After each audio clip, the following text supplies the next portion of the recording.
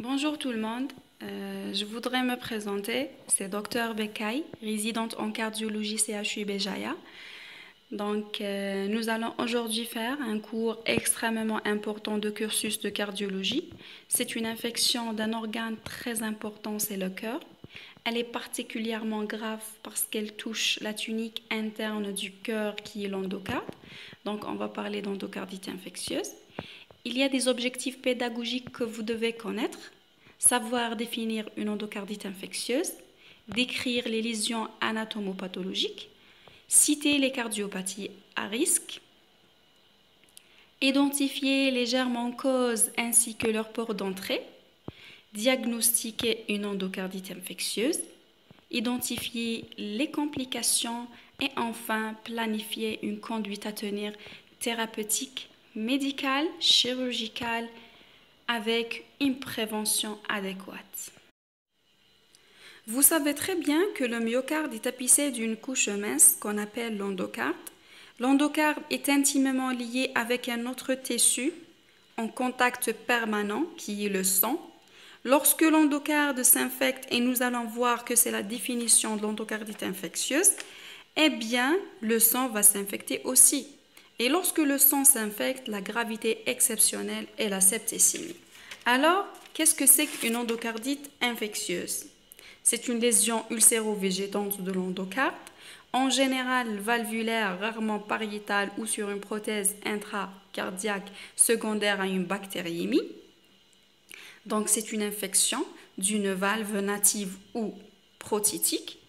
Il s'agit globalement d'une pathologie assez rare mais grave, avec un taux de mortalité supérieur à 20%. Ces complications sont potentiellement mortelles: insuffisance cardiaque, des abcès, des embolies septiques, voire un choc. On en parlera par la suite. Lorsqu'on regarde la physiopathologie de l'endocardite, le point de départ, c'est toujours une inflammation de l'endocarde, consécutive à des turbulences de flux sanguin, puis à l'occasion d'une bactériémie, par exemple une carie dentaire qui va causer cette bactériémie, des germes venir se greffer sur cet endothélium altéré pour constituer des lésions infectieuses telles que des végétations, des abcès, des lésions de destruction valvulaire. Alors, je vous rappelle qu'une végétation, c'est un amas de plaquettes, de fibrines et de bactéries. Maintenant, la valve, elle n'est pas fixe. À chaque contraction cardiaque, il y a un mouvement de la valve. Et à chaque fois, elle fait ce mouvement, il y aura la libération d'un certain nombre de bactéries et qui vont migrer à travers le corps pour donner des foyers secondaires d'infection, comme vous voyez sur l'image, donc des infarctus, des anévrismes mycotiques, des manifestations immunologiques. Maintenant, qui ça touche? Ça touche les gens qui ont une cardiopathie à risque, c'est-à-dire va favoriser la fixation des germes sur leurs valves. Donc, quelles sont ces cardiopathies à risque? Il y a deux groupes. Le groupe A, c'est les cardiopathies à haut risque. Le groupe B, c'est les cardiopathies à risque moins élevé. Pour le groupe A, c'est notamment un antécédent d'une endocardite infectieuse, c'est-à-dire qu'il a déjà fait une endocardite, ou bien une cardiopathie congénitale cyanogène non opérée, parce que genre de celle-ci, il n'y aura pas de passage comme il se doit de sang à travers les poumons. Et donc, il passe directement dans les autres cavités cardiaques. Et là, comme le poumon il a un rôle de filtre, donc ça va faciliter l'infection de ces valves. Sinon, il y a aussi la présence d'un dispositif dans le cœur, comme une prothèse valvulaire, un stimulateur cardiaque pacemaker, un défibrillateur. Et il faut savoir aussi que l'endocardite est possible sur des valves saines, c'est le groupe B. Tout ce qui est valvulopathie, insuffisance aortique, insuffisance mitrale, rétrécissement aortique, les bicuspidies, les cardiomyopathies hypertrophiques, les cardiomyopathies congénitales non cyanogènes. Alors, voici les principaux agents en cause. Il s'agit principalement de bactéries, du streptocoque et de staphylocoque, puis d'autres germes tels que les entérocoques, coxilla, brucilla, responsables d'endocardite à hémoculture poussée lente, voire à hémoculture négative. Plus rarement, il peut s'agir d'une endocardite fongique liée à des levures du genre Candida. Dans ce cas, il s'agit d'une endocardite souvent très grave. L'identification de l'agent infectieux en cause est très importante parce qu'elle permettra de rechercher de manière ciblée la porte d'entrée de l'endocardite pour pouvoir ensuite la traiter. Donc, quand vous voyez sur cette diapositive, si la porte d'entrée est dentaire, donc le germe incriminé, c'est surtout le streptocoque ou bien le groupe de Hasseg. Si la porte d'entrée est cutanée, c'est le staphylocoque qui est incriminé. Si par exemple la porte d'entrée est génitale, c'est surtout les BGN qui sont en cause. S'il y a un cathéter, donc c'est le staphylocoque et les BGN. Prenons l'exemple de streptocoque alpha, et c'est lui qui provient à partir de la cavité bucco-dentaire, notamment en cas de carie, et il donne une endocardite infectieuse subaiguë, contrairement au staphylocoque qui donne une endocardite aiguë. Concernant la clinique, on a un petit dogme que vous devez connaître. Tout un souffle avec une fièvre, c'est une endocardite infectieuse jusqu'à preuve du contraire. On a dit qu'il y a une libération presque à chaque contraction des germes. Et donc, cette libération continue du germe dans le sang, ça va générer une fièvre prolongée dans le cadre d'un syndrome infectieux, de frissons, altération de l'état général. On a dit aussi que la végétation va venir modifier les feuillets valvulaires, les tirer d'un côté, venir les déchirer, les perforer. On aura un trouble de passage de sang et tout ça va créer une fuite et donc on va entendre un souffle cardiaque, parfois une insuffisance cardiaque, mais il peut ne pas avoir ni souffle ni insuffisance cardiaque. Ensuite, on a dit que ces germes, ils passent dans le sang. Non seulement ça va générer une fièvre, mais aussi il y aura des foyers secondaires un peu partout dans le corps.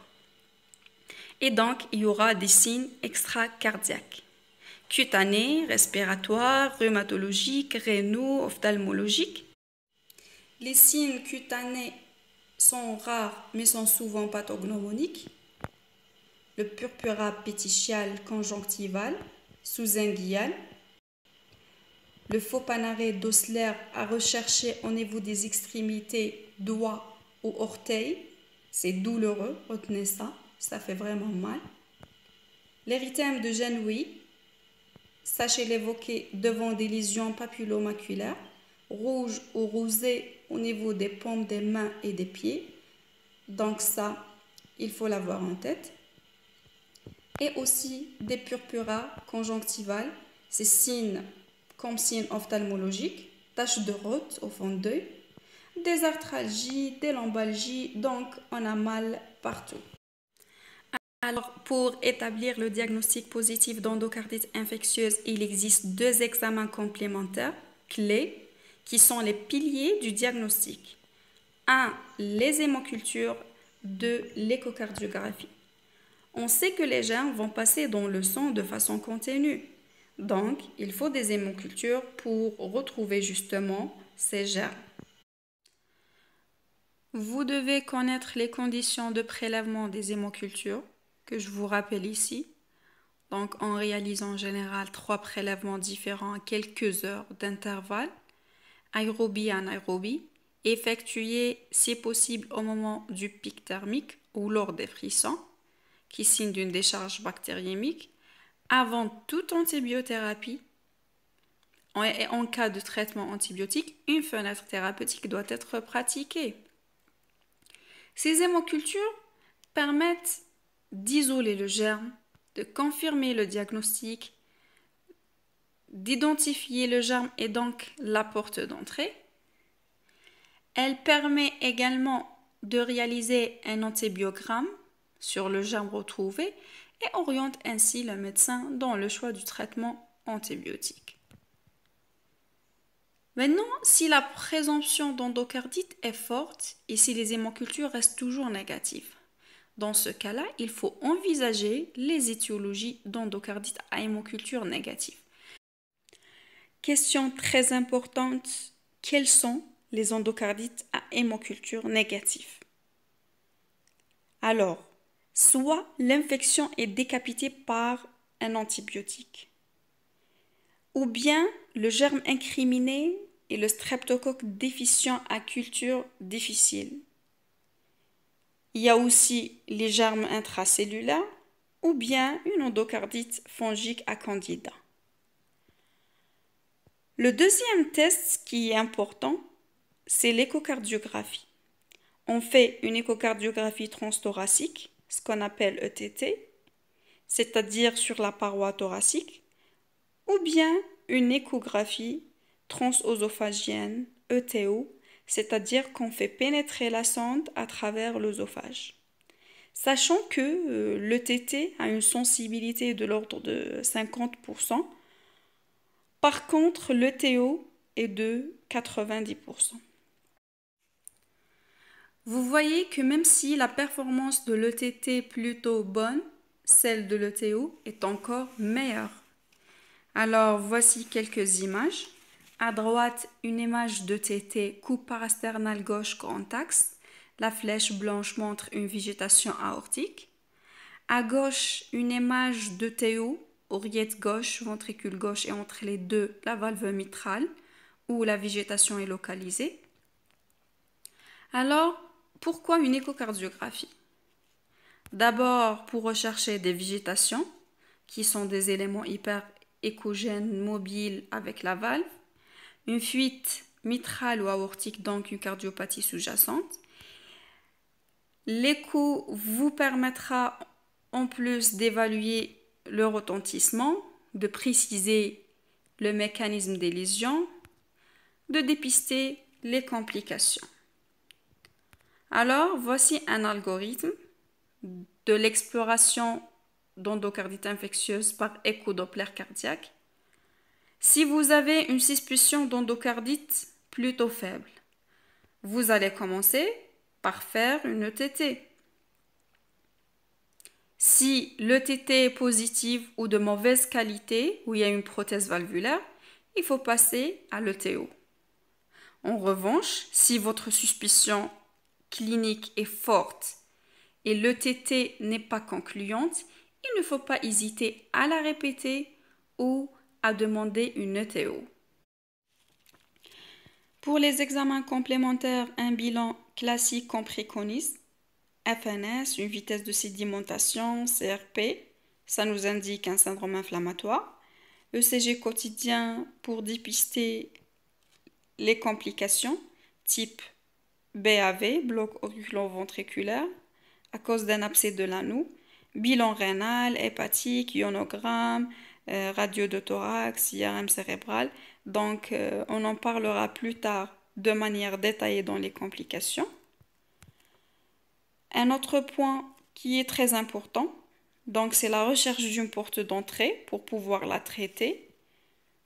Réaliser un ECBU pour déceler une éventuelle infection urinaire. Panoramique dentaire s'il y a des caries dentaires. Radio des sinus, consultation ORL, coloscopie si bien sûr il y a des signes d'appel. Au total, le diagnostic d'endocardite infectieuse est établi selon les critères de Duke. Alors, lorsque vous faites la synthèse des critères cliniques et paracliniques que vous avez recherchés, vous vérifiez est-ce qu'ils sont raccords avec les critères de Duke. Il s'agit soit des critères majeurs, soit des critères mineurs qui sont listés. Majeurs, c'est les hémocultures et l'imagerie. Pour les hémocultures, il faut 2 prélèvements différents positifs à 12 heures d'intervalle ou 3 hémocultures sur 4 prélèvements à 1 heure d'intervalle. Enfin, retenez cette particularité, une hémoculture pour coccyl-laburnité suffit à avoir un critère majeur de Duke. Pourquoi? Parce que c'est très difficile et dur à faire pousser. Un deuxième critère d'imagerie cardiaque, c'est soit l'écho, soit des nouvelles techniques. Pour l'échocardiographie, on en a déjà parlé. Donc, elle montre les végétations, les abcès, les perforations, etc. Pour les nouvelles techniques, donc c'est soit le scanner cardiaque, soit le PET scan ou scintigraphie ou leucocyte marqué qui montre des fixations anormales autour de la prothèse valvulaire. Donc si on répète, pour les critères majeurs, c'est soit les hémocultures, soit l'imagerie cardiaque. Pour les critères mineurs, un facteur prédisposant tel que les valvulopathies, les cardiopathies congénitales ou toxicomanie en IV. 2. Une fièvre avec une température supérieure à 38. Des phénomènes vasculaires tels que les embolies artérielles majeures, les infarctus pulmonaires, les anévrismes mycotiques, etc.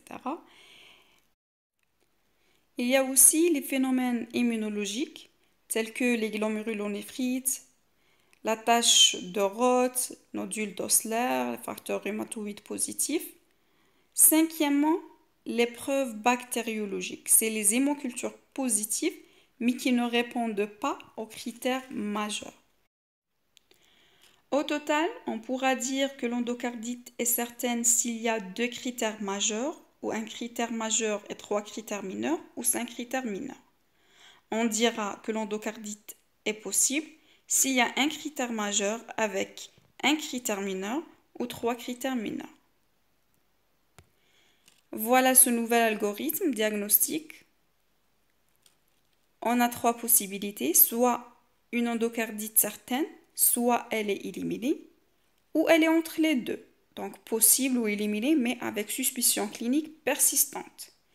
Dans ce cas, que ce soit une valve native ou prothétique, il faut répéter l'écho et les hémocultures, il faut faire une imagerie pour rechercher des embolies, scanner cardiaque, voire le PET scan. Si on résume les différents types d'endocardite, il y a plusieurs classifications.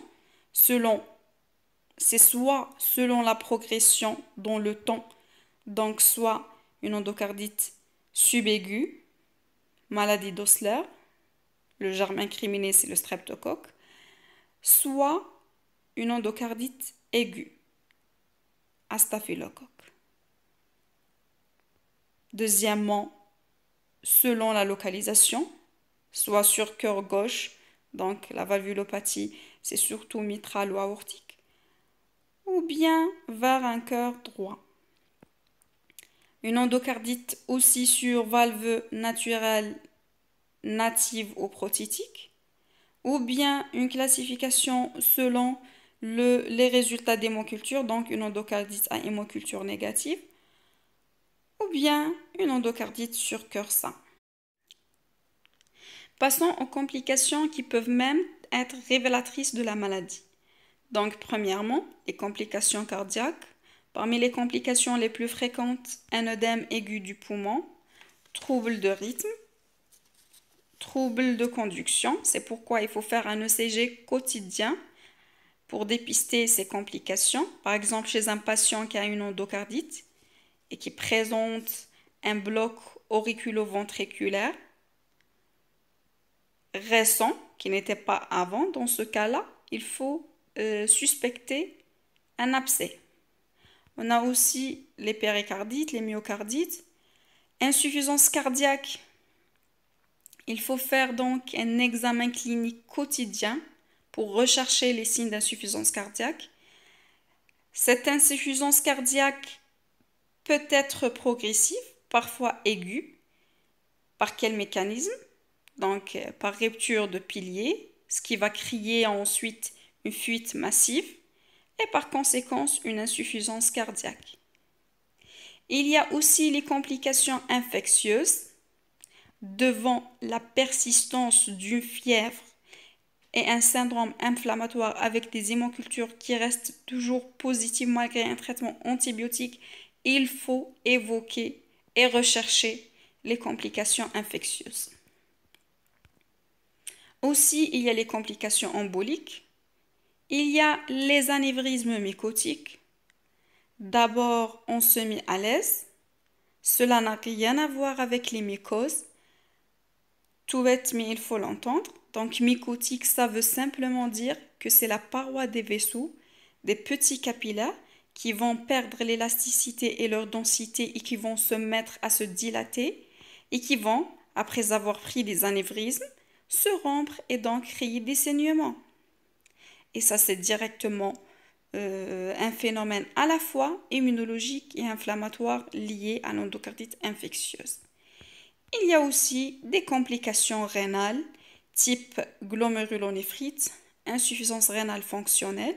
C'est pourquoi on a dit qu'il faut faire une bandelette urinaire, rechercher une protéinurie, hématurie. Il y a aussi les complications neurologiques, tout ce qui est AVC ischémique, des hémorragies cérébrales. Les complications immunologiques, glomérulonéphrite, vascularite, arthralgie. Aussi, lorsqu'on observe une altération de la conscience chez un patient qui a une endocardite infectieuse, il faut faire un examen neurologique, faire une IRM cérébrale pour rechercher les complications neurologiques. Voilà ces images qui montrent les anévrismes mycotiques, les complications cérébrales type abcès cérébral, hémorragie. Alors, pour le traitement, bien sûr, comme il s'agit d'une infection bactérienne, donc on va donner une antibiothérapie. Et tant que l'endocardite infectieuse donne beaucoup de complications graves, donc on doit taper fort. Ça veut dire quoi? Le traitement doit être en IV ou perfusion continue, à forte dose, bithérapie synergique, adaptée aux micro-organismes et à leur sensibilité, et de durée prolongée.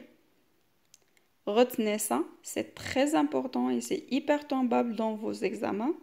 Donc si on répète, l'antibiothérapie de l'endocardite infectieuse doit être en bithérapie, bactéricidie, à forte dose, en IV ou perfusion et de durée prolongée. On commence par une antibiothérapie empirique, probabiliste, à débuter avant les résultats des hémocultures. Chez qui? Chez les patients qui présentent une endocardite grave ou compliquée. Dans les autres cas, il est préférable d'attendre les résultats pour pouvoir d'emblée faire une antibiothérapie adaptée. C'est-à-dire, en cas d'endocardite infectieuse grave ou compliquée, il faut débuter une antibiothérapie probabiliste, sans attendre les résultats. Cette antibiothérapie se décide en fonction de est-ce que l'on pense une endocardite sur valve native ou prothétique mise en place il y a plus d'1 an. Donc, c'est une endocardite tardive, à 12 mois. Là, on traite par une trithérapie, amoxicilline, oxacilline et gentamicine. Dans le cas où l'endocardite est sur valve prothétique moins d'1 an, dans ce cas-là, on vise le staphylocoque. C'est pour cette raison il faut administrer la vancomycine, rifampicine et gentamicine. Alors, pour l'antibiothérapie adaptée, c'est selon le germe incriminé. Je vous laisse la lire tranquillement. Ce qui est essentiel, comme vous le savez, en infectiologie bien sûr, le streptocoque est sensible à la pénigie ou amoxicilline avec une durée de traitement à 4 semaines. Si on associe la gentamicine, la durée sera réduite à 2 semaines. Et bien sûr, en cas d'allergie, on utilise la vancomycine. Pour le staphylocoque, il y a l'hémétie S et l'hémétie R. Les héméties sensibles, on utilise l'oxacilline avec une durée de 6 semaines. Si le staph hémétie résistant, on utilise la vancomycine. Aussi, en ce qui concerne la durée du traitement, ça change. 2 à 6 semaines pour les valves natives, 6 semaines et plus en cas de prothèse. En ce qui concerne la chirurgie, les indications indiscutables que vous devriez connaître sont au nombre de 5. Insuffisance cardiaque persistante sous traitement médical en rapport avec une fuite ou communication anormale. Persistance d'un syndrome infectieux non contrôlé sous antibiothérapie. Endocardite fongique. Des abcès ou végétation volumineuse supérieure à 15 mm et les embolies systémiques. Retenez bien les indications. Donc, une insuffisance cardiaque, un syndrome infectieux malgré une antibiothérapie adaptée, une endocardite fongique, végétation volumineuse et les embolies systémiques. On ouvre une parenthèse pour les patients sous anticoagulants et antiagrégants. On a déjà dit que parmi les complications d'endocardite, il y a les AVC. Donc, un risque hémorragique très important si embole cérébrale. Alors, ce qu'il faut garder, c'est que les anticoagulants oraux sont contre-indiqués. Les antiagrégants non indiqués. Surveillance. Alors, pour la surveillance, il faut faire une surveillance clinique, un examen cardiovasculaire à la recherche d'une modification d'un souffle ou apparition d'une insuffisance cardiaque. Donc, il faut rechercher les signes d'insuffisance cardiaque, faire une courbe de température, un ECG quotidien à la recherche des troubles de rythme et de conduction, un examen neurologique cutané pour rechercher les complications. Aussi, il y a la surveillance biologique. Donc, il faut penser à demander un bilan rénal, à répéter les hémocultures jusqu'à négativation. Il y a aussi la surveillance échocardiographique. Ce n'est pas pour tous les jours, mais elle sera répétée à intervalles réguliers. On a aussi la surveillance du traitement avec les critères d'efficacité, bien sûr. Donc, quels sont les critères d'efficacité? Selon la courbe de température, on aura une disparition de la fièvre, disparition des signes emboliques, des critères biologiques bien sûr, négativation des hémocultures, normalisation du bilan inflammatoire avec les critères échographiques. On dit qu'il y a une guérison s'il y a une absence de rechute à l'arrêt du traitement. Dans le cas contraire, si la fièvre persiste toujours, cela signifie que l'antibiothérapie est inadaptée ou insuffisante. Ou bien il y a des foyers infectieux persistants au niveau de la porte d'entrée. C'est pourquoi on a dit qu'il faut rechercher la porte d'entrée et la traiter.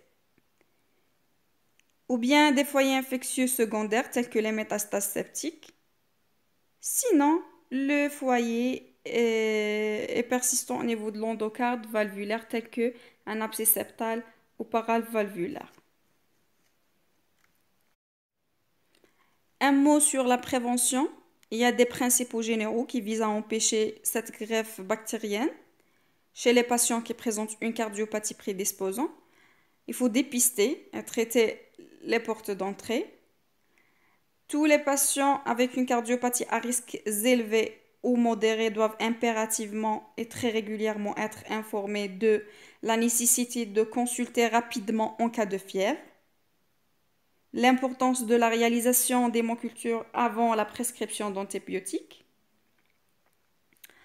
Pour le praticien lui-même, la première recommandation concernant la prévention est de réserver l'antibioprophylaxie aux patients les plus à risque. Donc, ce n'est pas donné à tout le monde. C'est-à-dire les prothèses valvulaires, les patients aux antécédents d'endocardite infectieuse et certaines formes de cardiopathie cyanogène. Aussi limité aux gestes odontostomatologiques, tels que les soins dentaires. Il faut donner l'amoxicilline 2 grammes en dose unique, Péros ou en IV, 1 heure à 2 heures avant le geste. Alors, pour le pronostic, l'insuffisance cardiaque est la première cause de mortalité à la phase aiguë, suivie des complications neurologiques. Il y a des facteurs pronostiques. Les endocardites aiguës ont un pronostic plus défavorable. Les localisations aortiques aussi sont très dangereuses. La mortalité sur prothèse est 2 fois supérieure à celle sur valve native. Le germe aussi est incriminé dans les facteurs pronostiques. Le pneumocoque et les BGN sont plus souvent responsables de destruction valvulaire grave. Les levures sont responsables aussi de la formation de végétation et donc d'endocardite grave. Le pronostic est lié aussi aux fonctions du terrain. Chez les patients diabétiques, immunodéprimés, insuffisance cardiaque préexistante, le pronostic sera plus mauvais. Alors, finalement, il y a 10 points clés qu'il faut garder en tête.